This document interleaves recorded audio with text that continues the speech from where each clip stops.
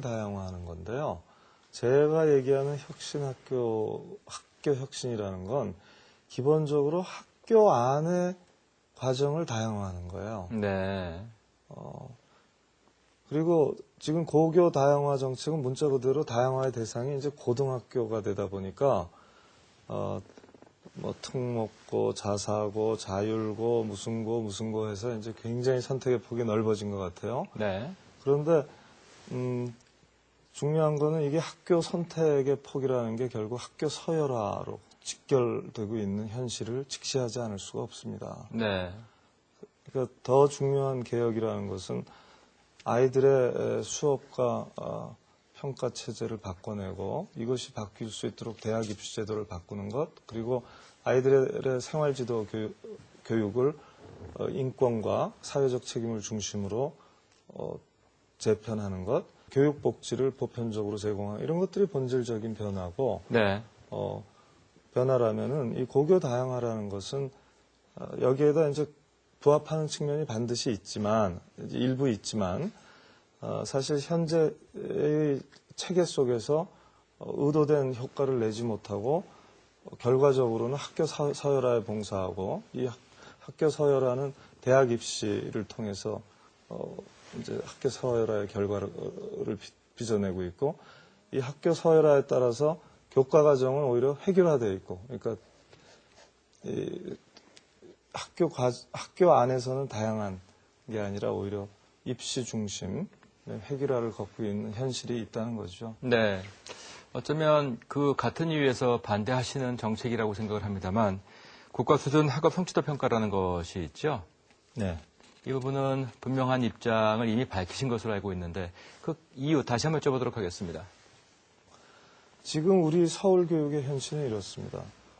전국 단위의 공통 일제고사요. 네. 전국의 모든 학생들이 같이 보는 일제고사를 고등학교 3학년은 6차례를 보고요. 고등학교 1, 2학년은 4차례를 보고 중학교 1, 2, 3학년 비슷하게 보고 있어요. 여기에 보태서 또 국가 수준이 있거든요. 네. 그러니까 이 아이들이 계속해서 전국 단위의 등수가 나오는 일제고사를 보고 있는 거예요. 이렇게 되면 학교 수업이 어떻게 되겠습니까? 누가 뭐래도 그 전국 단위의 일제고사 성적을 잘 맞기 위해서 학교 수업을 짤 수밖에 없어요. 네. 그럼 전국의 모든 학교가 하나의 고사, 하나의 객관식 시험을 향해서 질주하는 겁니다.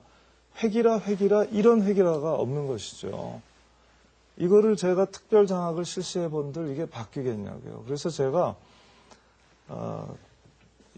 시도 교육감 협의회에서 공동 출제해서 주관을 합니다. 그 전국 연합 평가라고 해서 네. 고1, 고2, 고3 다 이 횟수를 대폭 줄이자고 제안을 했어요. 시도 네. 교육감 협의회에서.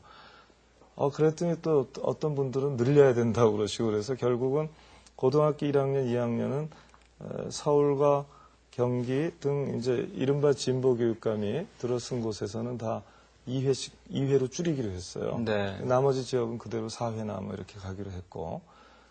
그런데 저는 정말 전국 단위의 성취도 평가를 그렇게 1년에 여러 차례씩 하면서 수업 혁신이 가능할 것이냐. 불가능하다고 생각합니다. 말씀 내용이 상당 부분 공감을 하겠습니다만, 좀 공감을 좀 더 하기 위해서, 할 수 있기 위해서 몇 가지 더 여쭤본다면, 결국 사실 그 수업의 어떤 그 성취도를 평가하겠다라고 하는 기본적인 취지가 정확한, 아까 그 실사고시 말씀을 하셨죠.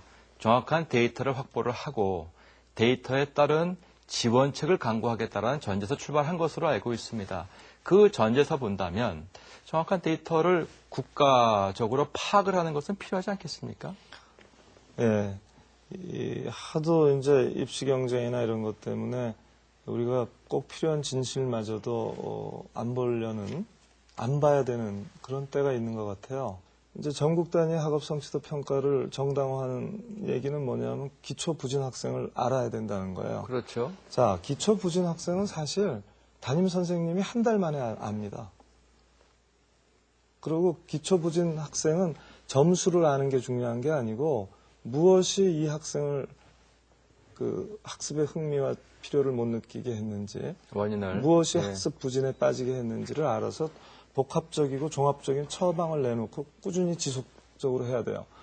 우리나라의 경우에 지금 중고등학교의 학습 부진이라는 건 초등학교서부터 학습 부진을 방치했기 때문이거든요. 공부 잘하는 아이들만 끼고 가는 공교육, 공부 안 하고 못하는 아이들에게는, 지겨워하는 아이들에게는 무한 무책임의 공교육. 이게 산물이란 말이죠, 어떻게 네. 보면. 그래서 뻔히 아는 것들이에요, 사실은.